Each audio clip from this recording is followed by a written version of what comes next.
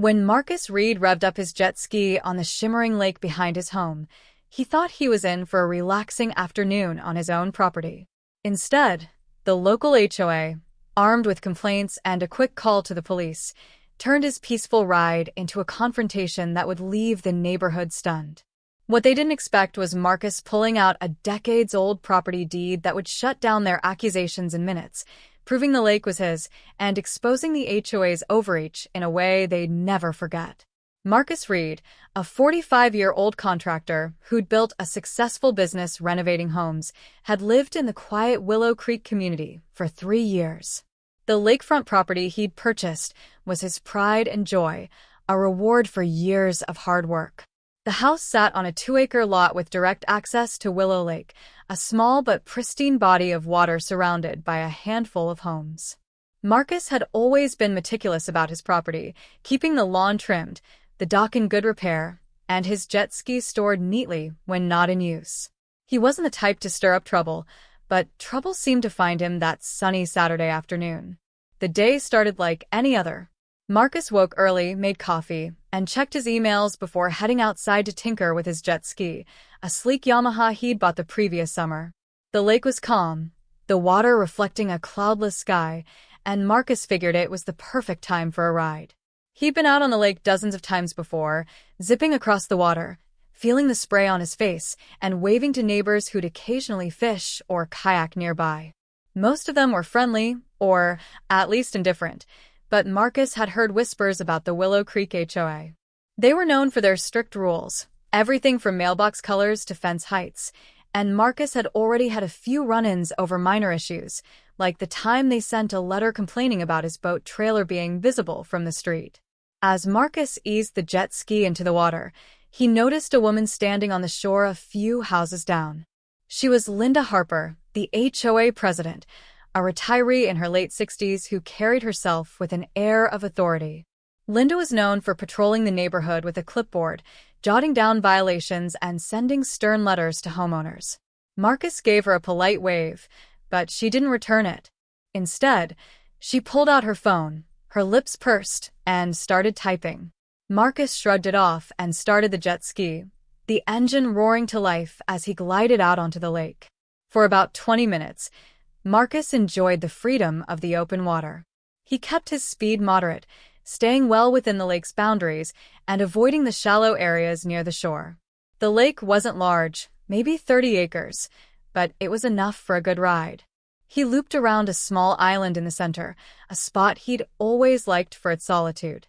What he didn't know was that Linda Harper was already on the phone with the local police, claiming that Marcus was disturbing the peace and trespassing on what she called community property. Back on shore, Linda had gathered a small group of neighbors, all HOA board members or loyal supporters.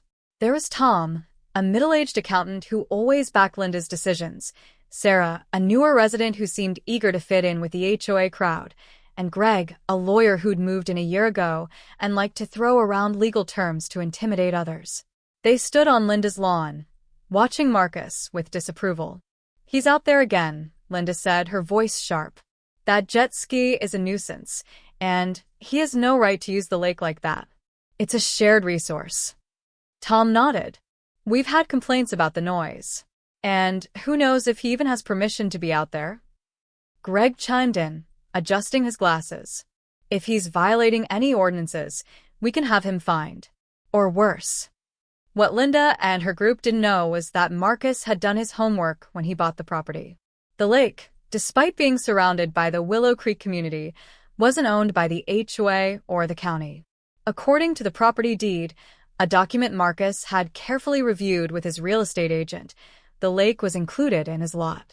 The deed, dated back to 1963 when the land was first subdivided, clearly stated that the lake and its surrounding shoreline up to a specific boundary belonged to the owner of Lot 17, Marcus's property. The HOA's claim to the lake was based on a vague clause in their bylaws about community amenities, but Marcus knew it wouldn't hold up against the legal weight of his deed. As Marcus guided the jet ski back toward his dock, he noticed a police cruiser pulling into his driveway.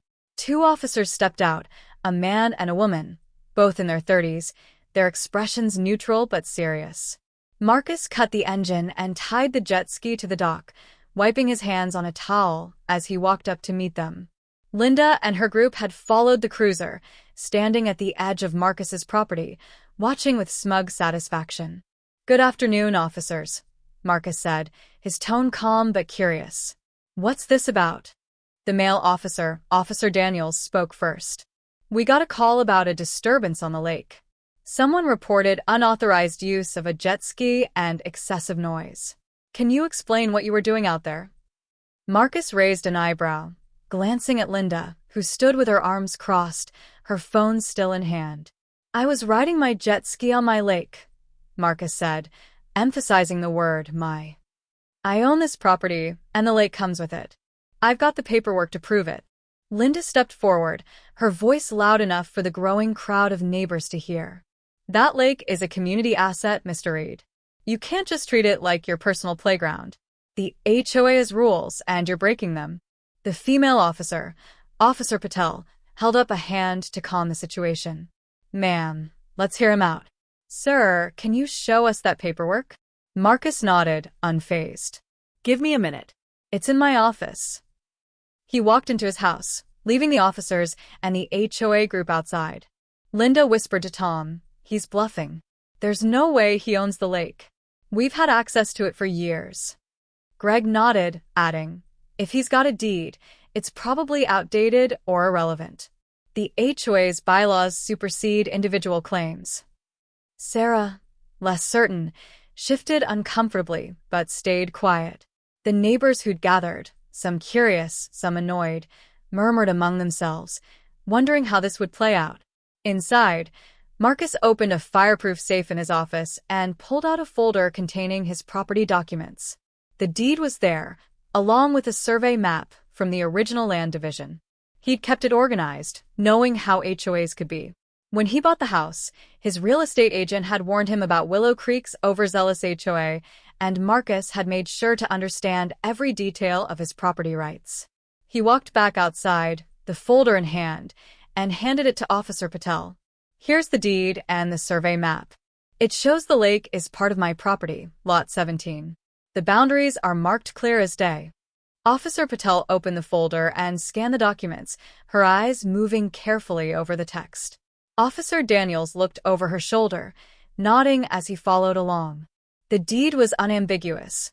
The lake, up to the specified shoreline, was deeded to the owner of Lot 17, with no mention of community ownership or HOA control. The survey map confirmed it, showing the lake's boundaries entirely within Marcus's property lines. Patel looked up, her expression neutral but firm. "This looks legitimate," she said. "Mr. Reed, you're saying this lake is legally yours?" "Exactly," Marcus said. "I've checked with my lawyer and it's airtight.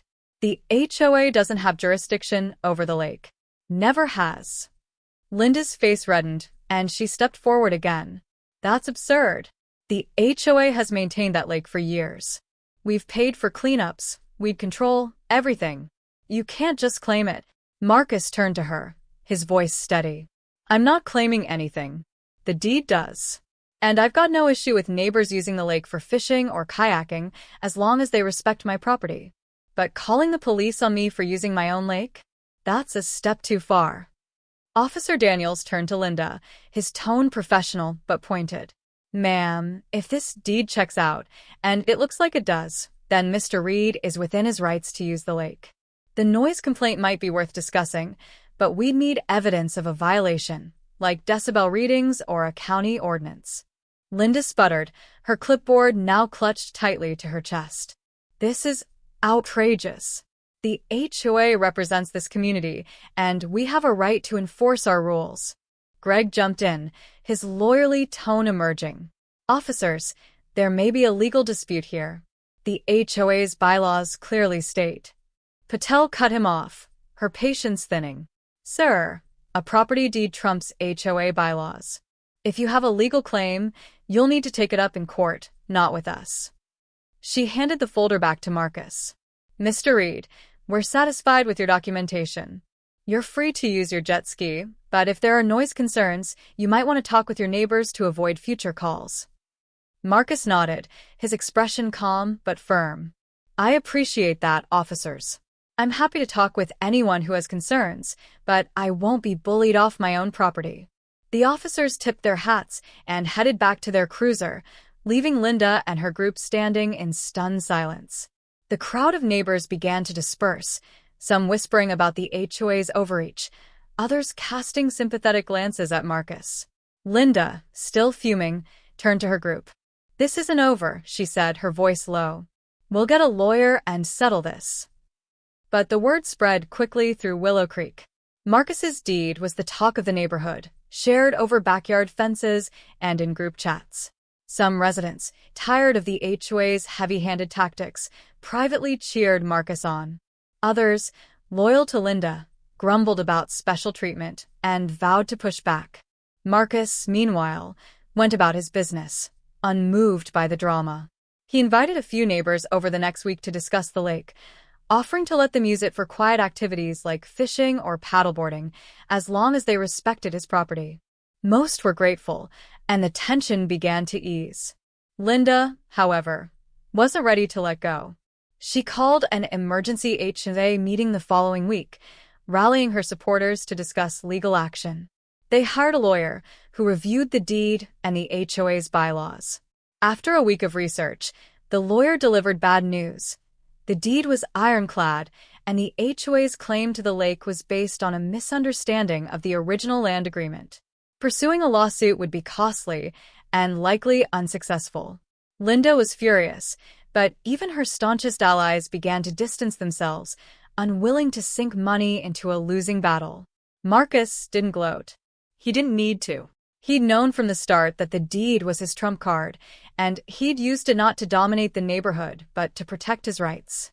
He continued to use his jet ski on weekends, though he made a point to keep the noise down, starting his rides later in the morning to avoid disturbing early risers. The lake, once a point of contention, became a symbol of his quiet victory, a reminder that even the most powerful HOA couldn't override a legal truth. Months later, at the annual HOA election, Linda lost her position as president. The new board, led by a more moderate neighbor, rewrote parts of the bylaws to clarify property rights and limit the HOA's reach. Marcus didn't attend the meeting. He was out on the lake, the hum of his jet ski carrying across the water, a sound that no longer drew complaints. The deed had ended the drama, just as he'd known it would, and Willow Creek was a little wiser for it.